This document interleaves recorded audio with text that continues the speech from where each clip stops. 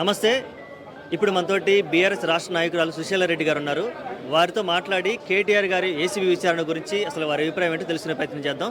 నమస్తే మేడం. నమస్తే. కేటీఆర్ గారి ఏసీబీ విచారణ ఎదుర్కొంటున్నారు, పరిస్థితి ఎలా ఉంది మేడం? రేపు అరెస్ట్ కూడా అంటున్నారు, వీటి మీద మీ అభిప్రాయం?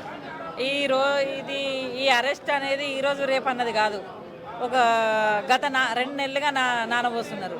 ఎందుకంటే వాళ్ళు ఇచ్చిన ఏదైతే హామీలు గ్యారంటీలు ఉన్నాయో అవి అడుగుతారు అని తెలంగాణ ప్రజలకు ఏదైతే బీఆర్ఎస్ నాయకులు అండగా నిలబడుతున్నారో, ఏదైతే అండగా నిలిచి వాళ్ళ బాధలలో పాలు పంచుకుంటున్నారో, ఈరోజు తెలంగాణ భవన్ ఒక జనతా గ్యారేజ్ లాగా పనిచేస్తున్నదో, ఎప్పుడైతే మేము ఇచ్చిన గ్యారంటీలు హామీలు వీళ్ళు గల్లబట్టి అడుగుతున్నారు, వీళ్ళు మా దాంట్లో మైనస్ వస్తుంది, సంవత్సరానికి మా మీద ప్రజలు కోపంగా ఉన్నారు అన్న ఉద్దేశంతో ఈ డైవర్షన్ పాలిటిక్స్ చేస్తున్నాడు రేవంత్ రెడ్డి. లుచ్చా రాజకీయం చేస్తున్నాడు.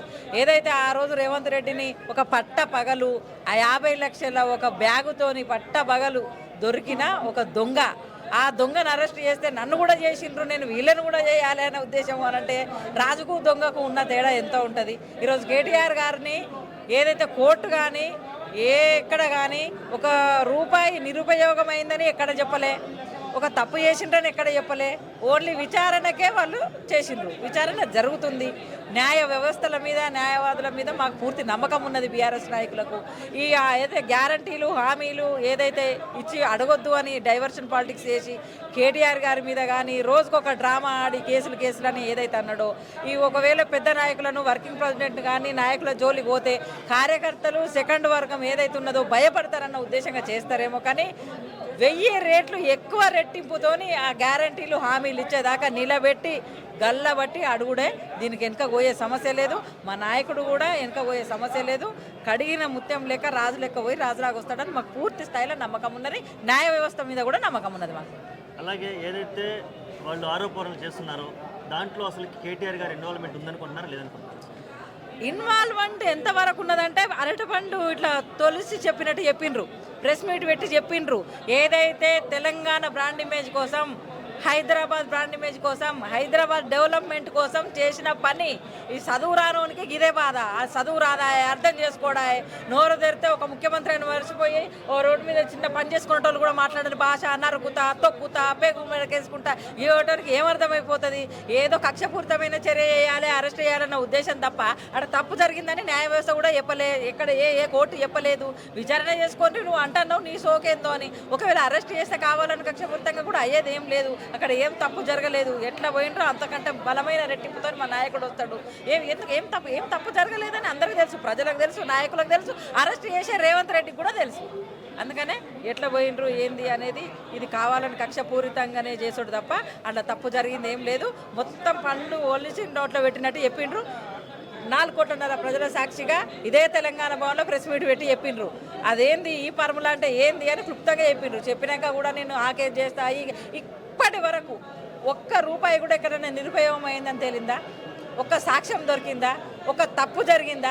ఎక్కడా జరగలే. ఓన్లీ గ్యారంటీలు హామీలు ఇవ్వకుండా డైవర్షన్ ఫ్యాక్టరీ మూసి అన్నాడు, మరి లగిచెర్ల అన్నాడు, మరి హైడ్రా అంటాడు.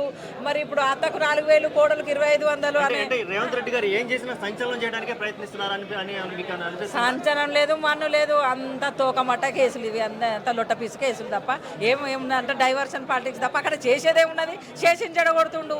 మొత్తం ఎక్కడ ఏ ఏరియాకి పోతే ఏ ప్రాంతానికి పోతే ఆ దేవుని మీద ఒట్టేసే అబద్ధాలు చెప్పే, అబద్ధాల మీద అబద్ధాల హామీల మీద అబద్ధాల గ్యారంటీల మీద కూర్చున్నాక ఇవాళ ఎక్కడ అడుగుతారో ప్రజలు అని అన్ని డైవర్షన్ పాలిటిక్స్.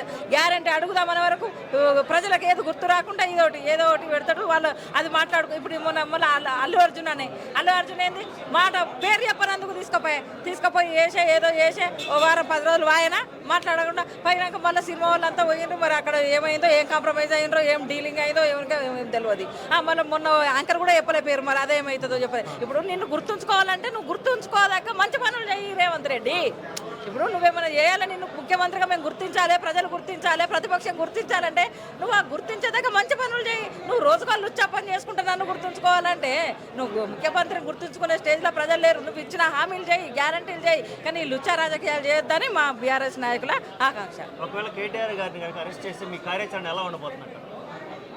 మేము బెదిరించము, మాకు అట్లుంటుంది ఇట్లుంటుంది అని చేయలే. మా నాయకుడు మాకు ఆ సంస్కారం నేర్పలే. ఏదైతే నువ్వు గ్యారంటీలు అడగొద్దు, హామీలు అడగొద్దు, మమ్మల్ని నిలదీసి ఏం అడగొద్దు, మేము చెప్పింది చేయాలని ఏదైతే చేస్తూనే అరెస్ట్ చేస్తుండ్రో చేసుకుంటే న్యాయ వ్యవస్థ మీద మాకు పూర్తి నమ్మకం ఉన్నది. ఎట్లా పోయినరో గట్లనే వస్తారు. మేము ఈ 100 సార్లు అడుగుతున్నాం కదా, అంతకు 1000 రెట్లు ఎక్కువ రెట్టింపుతో మేము గల్లబట్టి అడుగుతాం గ్యారంటీలు హామీలు ఇచ్చేదాకా తప్ప మా కార్యాచరణ అనేది దీంతో ఆగిపోదు, చేయదు. మా మా మా అధ్యక్షులు కానీ మా నాయకులు కానీ ఏది ఇస్తే వాళ్ళ దానిలో మేము కూడా చేసుకుంటాం అంతే. Okay madam, thank you. జై తెలంగాణ.